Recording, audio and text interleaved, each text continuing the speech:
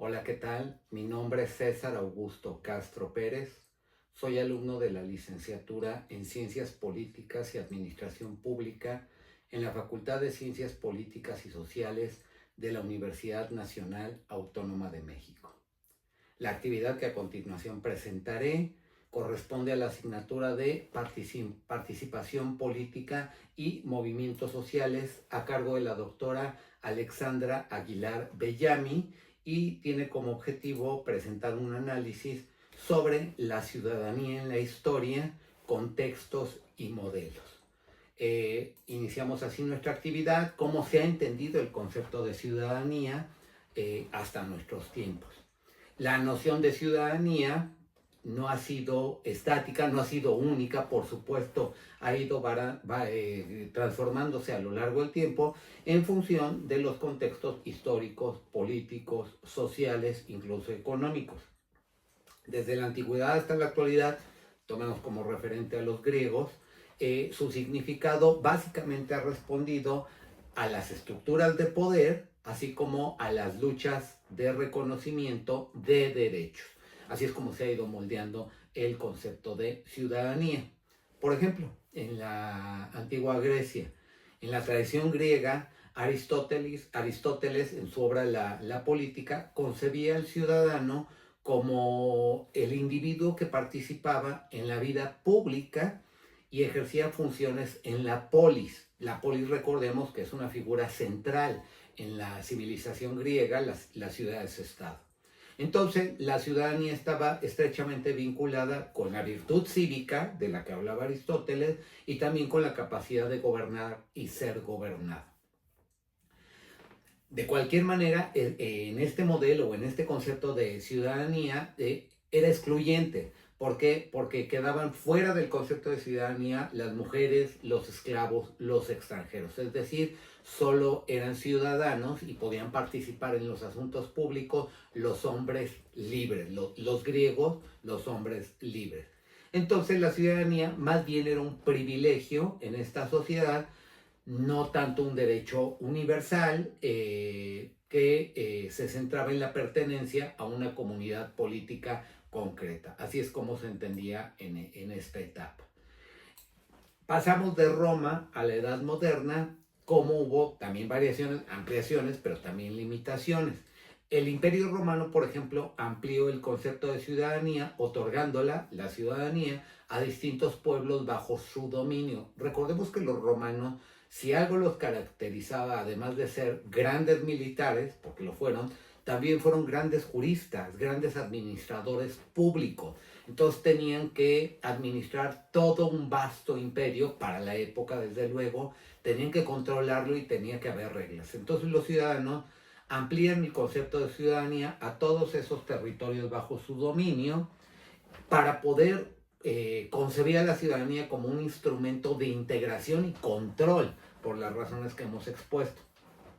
Ya en la Edad Media, el concepto de ciudadanía pues, se dividió, se fragmentó, la pertenencia política estuvo subordinada a los señores feudales, tenía vínculos feudales y religiosos. Recordemos que es también la etapa en la que se consolida la Iglesia Católica en Europa. Y bueno, los señores feudales pues, no existía, como ya lo habíamos visto en actividades anteriores, en una actividad anterior, no existía el concepto de Estado. Entonces eran esos feudos los que tenían control sobre las personas. La ciudadanía estaba vinculado al feudo y a la religión. Es hasta la modernidad, la época moderna, cuando se consolidan los estados-nación, cuando surgen los estados-nación y la ilustración, que la ciudadanía entonces ya tiene un vínculo, un reconocimiento, un vínculo hacia los derechos individuales y a la idea de soberanía popular. Ya entendemos en esta etapa a la ciudadanía como sinónimo de derechos individuales y de soberanía popular. En el caso, por ejemplo, Horace Miralles, para él los modelos liberales y republicanos empiezan a pugnar entre sí para tener una definición de ciudadanía. Uno que estaba centrado en los derechos frente al Estado, es decir, el concepto liberal, y el otro en la participación activa en los asuntos públicos. Entonces ya tenemos una evolución, ya empezamos a acercarnos más a lo que entendemos actualmente por ciudadanía.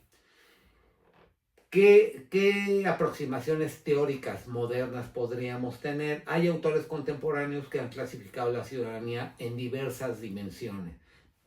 Una dimensión civil, otra política, otra social.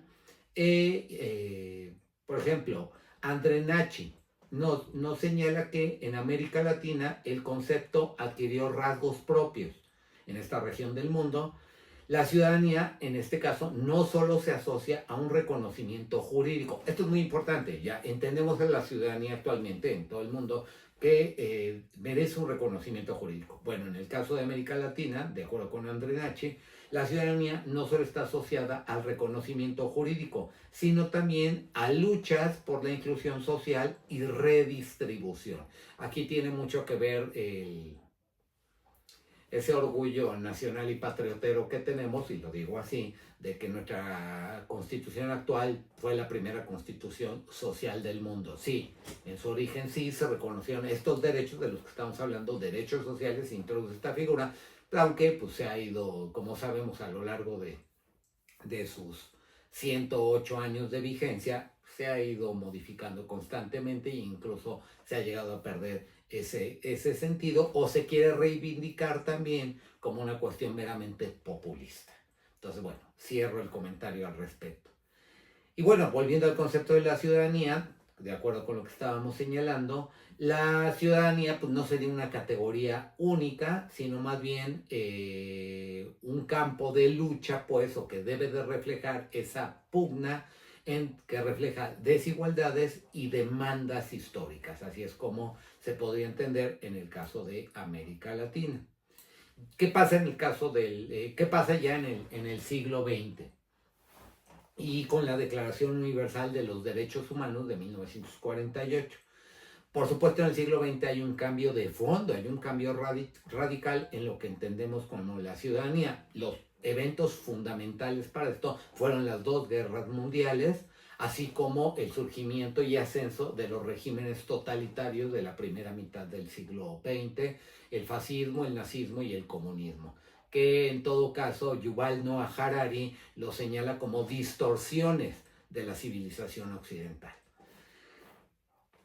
Con base en ello, se reconoce la necesidad de un marco normativo universal. O sea, fue de tal magnitud, sobre todo en la Segunda Guerra Mundial y estos regímenes totalitarios, el impacto que tuvo en la humanidad, en grandes grupos poblacionales, que debe de haber un marco normativo universal para el concepto de ciudadanía.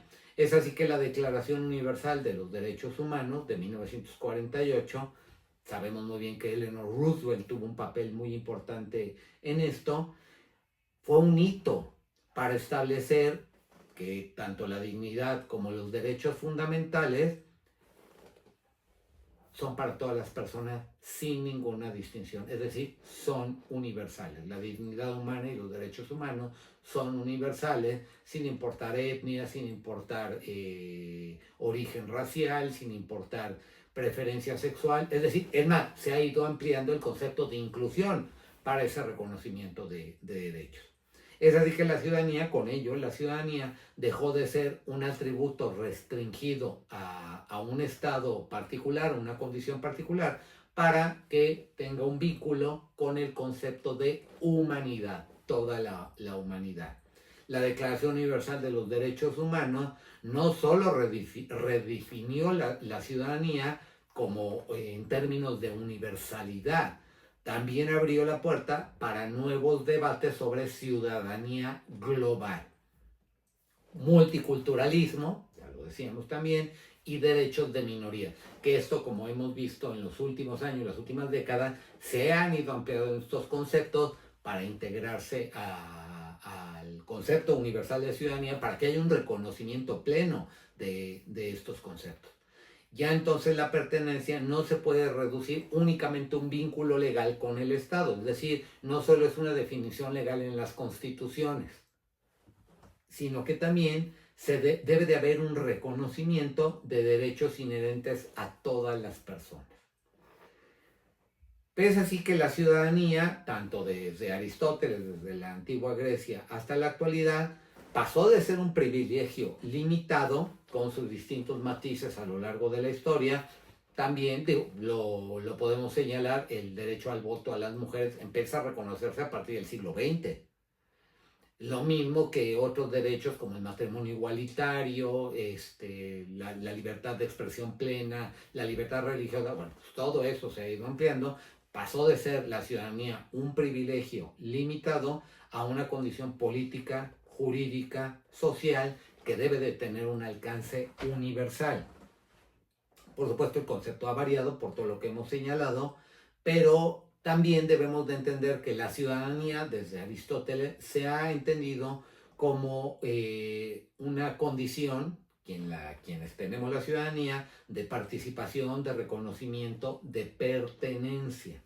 La Declaración Universal de 1948 fue un punto de inflexión por todo lo que ya habíamos señalado, de cómo surge la declaración, ya que traslada a la ciudadanía, le da una perspectiva global, le da un alcance global a la ciudadanía que tiene como fundamento los derechos humanos, que es la legitimidad en todo caso de la ciudadanía, y pues, viene a ser el muro, el escudo de defensa frente a los estados.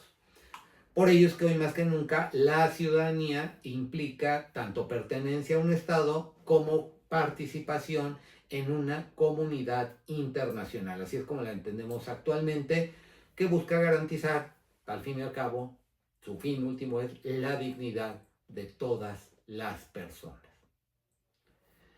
Esperamos que estas reflexiones hayan sido de su interés. Nos vemos en la próxima. Hasta luego.